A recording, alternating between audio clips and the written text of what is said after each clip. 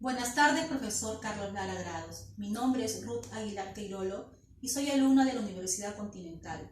El día de hoy voy a hablar sobre los trastornos, que es el tema que usted nos ha dejado. Pero antes de empezar a explicar mi tema, le explico que he armado un organizador para poder explicar de forma resumida el tema que usted nos ha dejado el día de hoy. Pero como es un tema bastante amplio, usted nos ha dejado sobre 3 tipos de trastornos. Y es el trastorno por déficit de atención, por percepción y por el pensamiento. Antes de ello voy a explicar qué es el trastorno. El trastorno es una perturbación o desorden mental que altera el funcionamiento normal de una persona. El trastorno por déficit de atención no tiene causas 100% claras.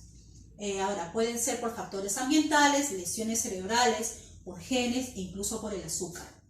¿Cuáles son los tipos? Predominancia hiperactiva impulsiva, predominancia hiperactivo-impulsivo, predominancia inatenta.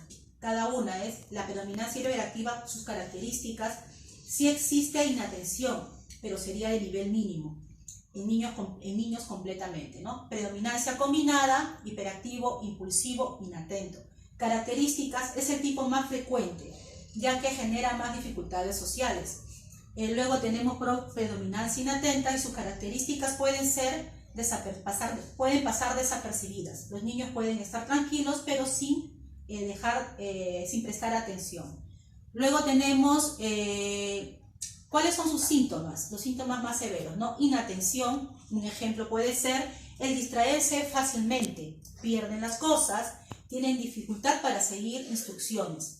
Luego por hiperactividad, un ejemplo, el estar inquietos, el hablar sin parar, tienen dificultad para realizar tareas que requieran estar tranquilos.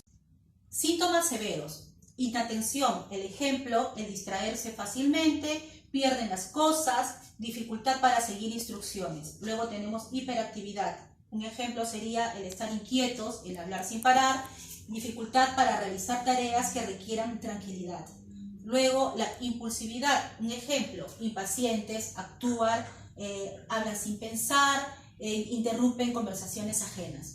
Luego hablo del trastorno de la percepción, es mucho más amplio. ¿Qué es la percepción? Es la forma en que el cerebro va a detectar las sensaciones que recibe a través de los sentidos y esto a su vez va a procesarlo para darle un significado. ¿Cuáles son esas causas? Puede ser por enfermedades, puede ser por lesiones cerebrales, puede ser por intoxicación por drogas, y otro tipo de sustancias, ¿no? Causas emocionales, causas psíquicas. Los tipos son la agnosia. ¿Qué es la agnosia? Es la pérdida de la facultad para transformar sensaciones simples en percepciones. El individuo no va a reconocer a las personas personas u objetos a pesar de estar funcionando bien sus órganos sensoriales. Pueden ser totales, pueden ser parciales. Luego, esta se va a clasificar a su vez por táctiles, que no elaboran conceptos percibidos a través del tacto, auditivos, que tienen la incapacidad para poder comprender y reconocer las percepciones auditivas. Luego tenemos la olfativa y gustativa, que no reconoce objetos por su sabor y por su olor. Luego la espacial, para el propio espacio corporal, ¿no? Luego tenemos las ópticas o visuales, que ellos sienten ceguera y ceguera psíquica. Luego, después de la agnosia, tenemos las ilusiones.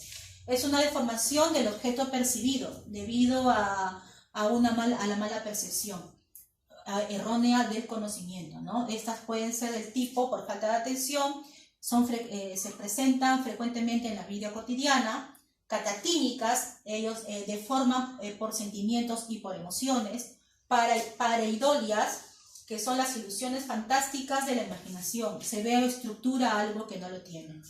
Luego, la número 3 sería las alucinaciones, que son percepciones sin objeto y según el canal el que lo va a percibir. Luego, sus tipos son auditivos, percepciones del sonido, voces, murmullo. Luego, las visuales, característica de los trastornos orgánicos cerebrales y del consumo de tóxicos. Luego tengo las gustativas y olfativas, que se van a presentar en personas deprimidas como las esquizofrénicas. Luego la somática o senestésica, que es la sensación falsa de algo, que algo sucede en el organismo, ¿no? Es una sensación que se va tipo hipocondríaca. Luego tenemos la fisiológica, que se da antes del sueño. Las táctiles se refiere a las sensaciones de la piel, ejemplo como un hormigueo o algo que está rectando por el cuerpo, ¿no? Luego la esquizofrenia o psicosis, los delirios auditivos, alucinaciones, desórdenes mentales. Luego tenemos la alucinosis. Sus características son: el fenómeno individual parece real, duración breve, auditivos y visuales son las más simples. Luego el límite en el espacio exterior, imágenes muy coloreadas también. Luego se producen los trastornos orgánicos. Luego está la sinestésica, que es la vivencia parecida a la percepción del tipo auditiva, que surge cuando se determinan colores, como la sinestesia auditiva. Percepciones alteradas que deforman tamaños y formas. También son llamados metamorfosias y producen cambio en forma de tamaño u objeto. El trastorno del pensamiento. El pensamiento es la función más elevada del ser humano y sus trastornos son: cuando es afectado por el proceso de generación de ideas. En su influir se le denomina trastorno del curso, y luego en su estructura lógica se denomina trastorno de estructura. El trastorno del curso puede ser por aceleración, que se caracteriza por una aceleración incontrolable, es decir, habla demasiado, el discurso es acelerado, atropellado, manía, demencias. Luego el retardo se caracteriza por la lentificación incontrolable. Esto quiere decir que habla poco, el discurso habla como que le cuesta pensar, son depresivos. Luego el interceptación se caracteriza por la interrupción temporal, es decir, está hablando, interrumpe su discurso, luego queda en silencio y después de un momento le cuesta retomar la conversación o simplemente cambia el tema, ¿no? Esto se da en los esquizofrénicos. Luego la interrupción completa, es decir, interrumpe completamente la asociación de ideas y la expresión del pensamiento queda colgado. Esto se da en depresivos y en esquizofrénicos. Luego el trastorno de estructura puede ser por prolijidad, que se caracteriza por el exceso de detalles secundarios, es decir, abundan en detalles sin importancias al tema principal, ¿no? Esto se le da a los epilépticos y a los paranoicos.